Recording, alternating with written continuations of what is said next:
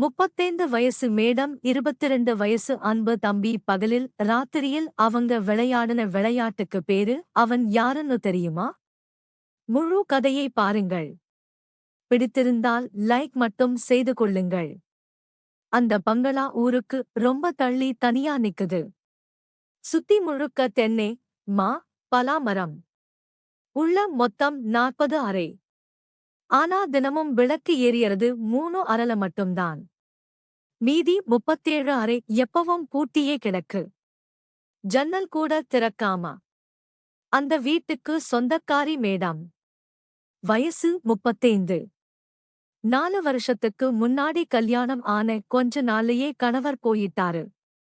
பிள்ளைங்க இல்ல, சொத்து, பணம், நகை எல்லாம் கணக்கு வழக்கு இல்லாம கிடக்கு. ஆனா வீடு முழுக்க ஒரே அமைதி. அது அமைதி இல்லை, வெறுமை. வேலைக்கு 10 பேருக்கு மேல இருக்காங்க. சமையல், தோட்டம், துணி துவைக்க. ஆனா யாரும் அவகிட்ட மனசு விட்டு ஒரு வார்த்தை பேச மாட்டாங்க. எல்லாருக்கும் அவங்க வெறும் எஜமானி. காலையில காபி கொடுப்பாங்க, மதியம் சாப்பாடு வைப்பாங்க, ராத்திரி பால் கொடுப்பாங்க. சாப்பிடுங்களா மேடம்னு கேக்குறதோட சரி. ஏன் மேடம் ஒரு மாதிரி இருக்கீங்கன்னு யாரும் கேட்க மாட்டாங்க. ராத்திரியான அந்த பெரிய ஹால்ல டிவி மட்டும் ஓடும். அவ மட்டும் சோப்பால சாஞ்சு காலை மடக்கி ஜன்னல் வழியா இருட்ட பார்த்துட்டு இருப்பா. சில நாள் கண்ணீர் வரும். துடைக்க கூட ஆள் இருக்காது. அதே காம்பவுண்டுக்குள்ள ஒரு ஓரமா சின்ன அவுட் ஹவுஸ், ஒரு ரூம், ஒரு கிச்சன், அவ்வளோதான். அங்குதான் அவன் இருக்கான். மேடம் அவனை முதல் நாள்ல இருந்தே அன்பு தம்பின்னுதான் கூப்பிடுவாங்க. அவனுக்கு வயசு 22. அப்பா சின்ன வயசுலயே இல்ல. அம்மா வெளிநாட்டுல வீட்டு வேலை பார்த்து மாசம் மாசம் பணம் அனுப்புறாங்க. இவன் படிப்பு பாதியில நின்னு போச்சு. காலேஜ் பீஸ் கட்ட முடியல. இப்ப இந்த பங்களாவுல தோட்ட வேலை, கணக்கு எழுதுறது, கரண்ட் பில், ஈபி ஆபீஸ் போறது, மருந்து வாங்குறது எல்லாம் இவன்தான். சம்பளம் 8000. காலையில 6 மணிக்கு எந்திரிச்சா ராத்திரி 9 மணி வரைக்கும் ஓட்டும். அவனுக்கும் சொந்தம்னு சொல்லிக்க யாரும் இல்லை.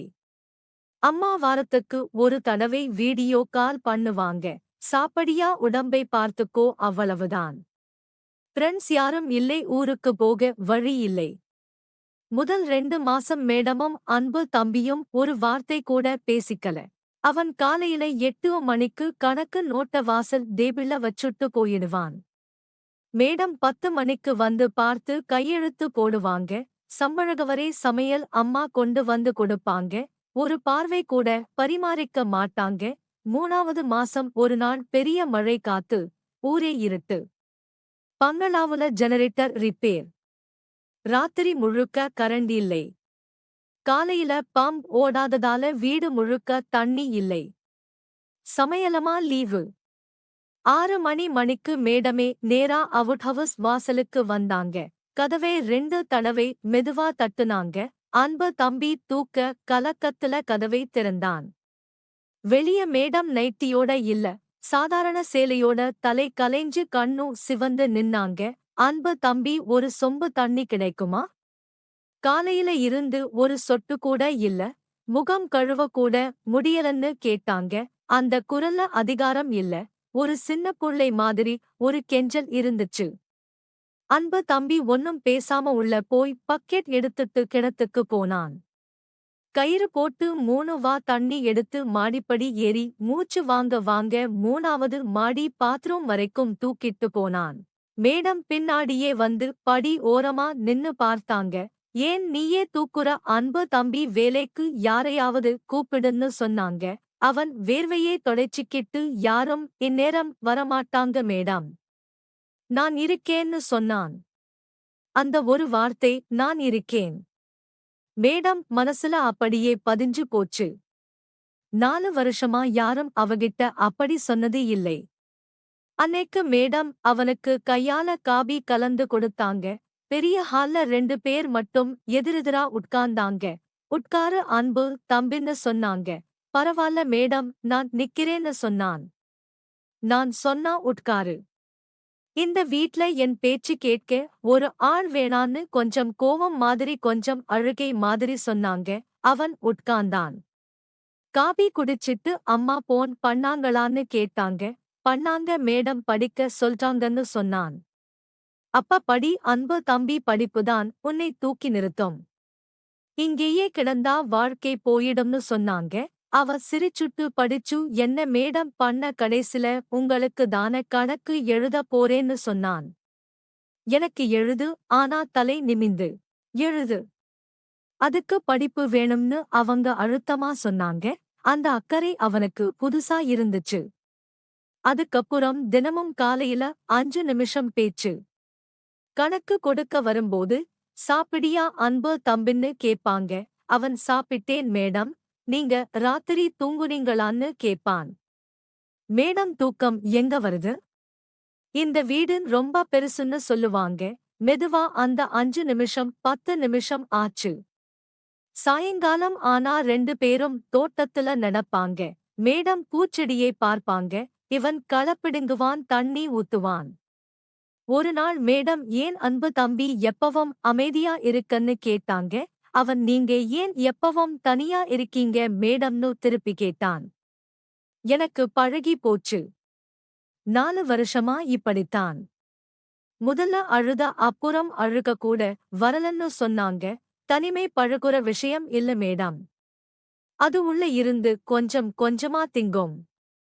நீங்க சிரிக்கணும், பேசணும்னு அவன் சொன்னதும் அவங்க கண்ணு கலங்கிடுச்சு. யாரும் என்கிட்ட இப்படி பேசுனது இல்ல அன்பு தம்பின்னு சொல்லி திரும்பி நடந்து போயிட்டாங்க. அன்னைக்கு ராத்திரி முதல் தடவை மேடம் அவனுக்கு போன் பண்ணாங்க. மணி 9 வரை தூங்கிட்டியா அன்பு தம்பின்னு கேட்டாங்க. இல்ல மேடம், சொல்லுங்கன்னு சொன்னான். வீடு ரொம்ப பெருசா இருக்கு. ஒரே அமைதி.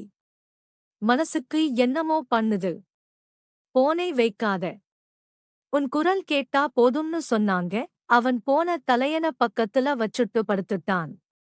அந்த பக்கம் அவங்க மூச்சு, இந்த பக்கம் இவன் மூச்சு. 2 தனிமை, ஒரு போன் லைன்ல ஒட்டிக்கிச்சு. இப்படி 1 மாசம் போச்சு. ஒவ்வொரு ராத்திரியும் பேச்சு. முதல்ல வீட்டு விஷயம், அப்புறம் அம்மா பத்தி, அப்புறம் அவங்க கணவர் பத்தி, அவர் எப்படி திடீர்னு போனாரு. அதுக்கப்புறம் சொந்தக்காரங்க எப்படி சொத்துக்காக மட்டும் வந்தாங்கன்னு எல்லாம் சொன்னாங்க. அன்பு தம்பி அமைதியா கேட்டுட்டு இருந்தான். ஒரு நாள் அவன், மேடம், நீங்க அழுதா தப்புல, அழுக வந்தா அழுதுருங்கன்னு சொன்னான். மேடம் லைன்லயே அழுதாங்க. 4 வருஷம் அடக்கி வச்ச அழுகை அன்னைக்கு வெளிய வந்துச்சு. நட்பு கொஞ்சம் கொஞ்சமா வேற மாதிரி மாறுச்சு. ஒரு நாள் ராத்திரி மேடம் தயங்கி தயங்கி கேட்டாங்க. அன்பு தம்பி, உனக்கு யாரையாவது ரொம்ப பிடிக்குமான்னு. அவன் கொஞ்ச நேரம் அமைதியா இருந்துட்டு, பிடிக்கும் மேடம். ஆனா சொன்னா நீங்க தப்பா நினைப்பீங்கன்னு சொன்னான். சொல்லு, நான் தப்பா நினைக்க மாட்டேன். நான் அவங்க சொன்னதும் நீங்கதான் மேடம், உங்க குரல் கேட்காம எனக்கு நாள் போகாது. நீங்க சிரிச்சாதான் எனக்கு பொழுது விடியுதுன்னு சொல்லிட்டான். லைன்ல ரொம்ப நேரம் அமைதி. அப்புறம் மேடம் மெதுவா குரல் நடுங்க, எனக்கும் தான் அன்பு தம்பி. 4 வருஷம் கழிச்சு முதல் தடவை ஒரு மனுஷனை நினைச்சு என் மனசு நிறையுது. ராத்திரி தூக்கம் வரமாட்டேங்குதுன்னு சொன்னாங்க. தப்பா மேடம்னு கேட்டான் அவன். தெரியல. ஆனா இந்த உணர்வு இதமா இருக்கு. நிறுத்த தோணலன்னு சொன்னாங்க. அன்னைக்கு ராத்திரி மேடம், உன்னை இப்பவே பார்க்கணும்னு போல இருக்கு. வருவியா அன்பு தம்பின்னு கேட்டாங்க. அவன் ஒரு நிமிஷம் கூட யோசிக்காம வர மேடம்னு சொல்லிட்டு அவுட் ஹவுஸ் விட்டு வெளிய வந்தான். பங்களா இருட்டுல பெரிய கோட்டை மாதிரி நின்னுச்சு. மாடியில ஒரே ஒரு அறையில மட்டும் வெளிச்சம். மெதுவா படி ஏறி போனான். கதவு திறந்திருந்துச்சு. மேடம் கட்டில ஓரமா உட்கார்ந்திருந்தாங்க. கண்ணுல பயம், ஆசை, தவிப்பு மூணும் கலந்திருந்துச்சு. வந்துட்டியா அன்பு தம்பின்னு கேட்டாங்க. நீங்க கூப்பிட்டீங்க மேடம்னு சொன்னான். 2 பேரும் கொஞ்ச நேரம் எதுவும் பேசாம பார்த்துட்டு இருந்தாங்க. அப்புறம் மேடம், எனக்கு ரொம்ப நாளா யார் கூடயும் சேர்ந்து ஒரு விளையாட்டு விளையாடணும்னு ஆசைன்னு சொன்னாங்க. அவன் சிரிச்சிட்டு, என்ன விளையாட்டு மேடம்னு கேட்டான். நம்ம 2 பேரும் மட்டும் விளையாடுற ரகசிய விளையாட்டுன்னு சொன்னாங்க. அன்னைக்குதான் முதல் சீன். அது முழுக்க டபுள் மீனிங். மேடம், இந்த வீடு ஒரு பெரிய தோட்டம் மாதிரி. அன்பு தம்பி, நான் வறண்டு போன நிலம் மாதிரி இருக்கேன்னு சொன்னாங்க. அவன் அப்ப நான் தண்ணி கொண்டு வரவேன் மேடம்னு சொன்னான். மேடம் சிரிச்சுட்டு, என் தோட்டத்துல 2 நீர் பழங்கள் இருக்கு. ரொம்ப நாளா யாரும் பறிக்காம காஞ்சு போச்சு அன்பு தம்பின்னு சொன்னாங்க. அவன், நான் பறிக்கவா மேடம்னு கேட்டான். பறி, ஆனா மெதுவா பறி, அவசரப்படாதன்னு சொன்னாங்க. அவன், உங்க தோட்டத்து நடுவுல ஒரு நீர்குளம் இருக்குன்னு சொன்னீங்களே மேடம்னு கேட்டான். ஆமா அன்பு தம்பி, அது ரொம்ப நாளா வறண்டு கிடக்கு. மழையே இல்லைன்னு சொன்னாங்க. என்கிட்ட நீலக்குச்சி இருக்கு மேடம். அதை வச்சு உங்க குளத்துக்கு தண்ணி கொண்டு வரவான்னு கேட்டான். மேடம் கண்ண மூடிக்கிட்டு, கொண்டு வா அன்பு தம்பி, என் குளம் நிறையட்டும், நிறைஞ்சு வழியட்டும்னு சொன்னாங்க. அன்னைக்கு ராத்திரி முழுக்க அவங்க 2 பேரும் அந்த விளையாட்டை விளையாடுனாங்க. தோட்டக்காரன் தன் தோட்டத்தை உயிர்ப்பிக்கிற மாதிரி. வெளியே இருந்து பார்த்தா 2 பேரு பேசி சிரிக்கிறாங்கன்னு தான் தோணும். ஆனா உள்ளுக்குள்ள நீர்ப்பழங்கள் பறிக்கப்பட்டுச்சு. நீர்க்குளம் நிறைஞ்சு வழிஞ்சது. நீலக்குச்சி தன் வேலையை முழுசா செஞ்சது. விளையாட்டு முடிஞ்சதும் 2 பேரும் ரொம்ப நேரம் அமைதியா கட்டிப்பிடிச்சு படுத்திருந்தாங்க. வெறும் மூச்சு சத்தம் மட்டும்தான் கேட்டது. அப்பதான் அன்பு தம்பி மெதுவா ஒரு விஷயம் சொன்னான். அவன் குரல் நடுங்குச்சு. மேடம், நான் உங்ககிட்ட ஒரு உண்மை மறைச்சிட்டேன்னு சொன்னான். மேடம் என்ன அன்பு தம்பின்னு கேட்டாங்க. நான் உங்க தங்கச்சி மகன் மேடம். சின்ன வயசுல நீங்க என்னை மடியில வச்சு கொஞ்சி இருக்கீங்க. அம்மா வெளிநாடு போனதும் நான் வேற வழி இல்லாம இங்க வேலைக்கு வந்தேன். உங்களுக்கு அடையாளம் தெரியல. எனக்கு முதல் நாளே தெரியும்னு சொன்னான். மேடம் அதிர்ந்து போய் எழுந்து உட்கார்ந்தாங்க. கண்ணு கலங்கிடுச்சு. என்ன சொல்ற அன்பு தம்பி, நீ என் தங்கச்சி பையனா? என் இரத்தமான்னு கேட்டாங்க. ஆமா மேடம். மன்னிச்சிடுங்க, சொல்ல பயமா இருந்துச்சுன்னு சொன்னான். மேடம் கொஞ்ச நேரம் எதுவும் பேசல. அப்புறம் மெதுவா, நீ கிளம்பு அன்பு தம்பி. எனக்கு கொஞ்சம் யோசிக்கணும்னு சொன்னாங்க. தலை குனிஞ்சிட்டு அமைதியா கீழே இறங்கி போயிட்டான். அதுக்கப்புறம் 10 நாள் நரகம். 2 பேரும் பேசிக்கல. பகல்ல சொல்லுங்க மேடம். சரியா எழுது அன்பு தம்பி, அவ்வளோதான். ராத்திரி போன் இல்ல, தோட்டத்துல நடை இல்ல. மேடம் சாப்பிடல, தூங்கல. அன்பு தம்பி அவுட் ஹவுஸ்லயே அடைஞ்சு கிடந்தா. 10வது நாள் ராத்திரி 11 மணிக்கு மேடமே போன் பண்ணாங்க. குரல் உடைஞ்சு போய் இருந்துச்சு. அன்பு தம்பி, தோட்டம் மறுபடியும் வறண்டு போச்சு. நீர் பழங்கள் கீழே விழுந்துரும் போல இருக்கு. நீர்குளம் வெடிச்சிரும் போல இருக்குன்னு சொன்னாங்க. அவன் உடனே, நான் தண்ணி கொண்டு வரவா மேடம்னு கேட்டான். வா இப்பவே வான்னு ஒரே வார்த்தைதான் சொன்னாங்க. அன்னைக்குதான் கிளைமாக்ஸ் சீன். 2வது விளையாட்டு. அன்பு தம்பி மேல போனதும் மேடம் கதவை சாத்தினாங்க. கண்ணுல கண்ணீர். நீ என் தங்கச்சி பையன்தான். ஊருக்கு அது உறவு. ஆனா இந்த 4 சுவத்துக்குள்ள நீ என் அன்பு தம்பி மட்டும்தான். எனக்கு வேற யாரும் இல்லைன்னு சொன்னாங்க. அவன் அவங்க கையை பிடிச்சு, நான் எப்பவும் உங்க அன்பு தம்பிதான் மேடம். உங்களை விட்டு எங்கேயும் போக மாட்டேன்னு சொன்னான். மேடம் சிரிச்சுட்டு கண்ண தொடைச்சிட்டு, அப்ப இன்னைக்கு மறுபடியும் நம்ம விளையாட்ட விளையாடுவோமான்னு கேட்டாங்க. விளையாடுவோம் மேடம்னு சொன்னான். மேடம் மெதுவா ஆரம்பிச்சாங்க. என் தோட்டத்து நீர் பழங்கள் 10 நாளா யாரும் தொடாம வாடி போச்சு அன்பு தம்பின்னு சொன்னாங்க. அவன், நான் வந்து மெதுவா பறிச்சு தண்ணி தெளிச்சு புதுசாக்குறேன் மேடம்னு சொன்னான். என் நீர்குளம் வறண்டு வெடிப்பு விழுந்துடுச்சுன்னு சொன்னாங்க. நான் என் நீலக்குச்சியை எடுத்துட்டு வந்திருக்கேன் மேடம். இன்னைக்கு உங்க குளத்தை முழுசா நிரப்ப போறேன்னு சொன்னான். மேடம் அவன் தோல சாஞ்சு நிரப்பு அன்பு தம்பி. இந்த தடவை குளம் நிறைஞ்சு வழியணும். வழிஞ்சு தோட்டம் முழுக்க பாயணும்னு சொன்னாங்க. அன்னைக்கு ராத்திரி அவங்க விளையாட்டு முன்னவிட ஆழமா இருந்துச்சு. அது வெறும் விளையாட்டு இல்ல, 2 பேரோட 10 நாள் பிரிவு ஏக்கம், தவிப்பு எல்லாம் சேர்ந்த வேலை தோட்டக்காரன் தன் தோட்டத்தை உயிர்ப்பிக்கிற மாதிரி வெளியே இருந்து பார்த்தா 2 பேர் பேசி சிரிக்கிறாங்கன்னு தான் தோணும். ஆனா உள்ளக்குள்ள நீர்ப்பழங்கள் பறிக்கப்பட்டுச்சு. நீர்குளம் நிரம்பி வழிஞ்சது. நீலக்குச்சி தன் வேலையை முழுசா செஞ்சது. விளையாட்டு முடிஞ்சதும் மேடம் அவன் நெஞ்சில சாஞ்சு இனிமே நீ எங்கேயும் போக வேணாம் அன்பு தம்பி. இந்த பங்களா உன்னோடது. நான் உன்னோடவ ஊர் என்னன்னு சொன்னாலும் பரவாயில்லன்னு சொன்னாங்க. அவன் அவங்க தலையை கூதிவிட்டு நான் எப்பவும் உங்க கூடதான் இருப்பேன் மேடம்.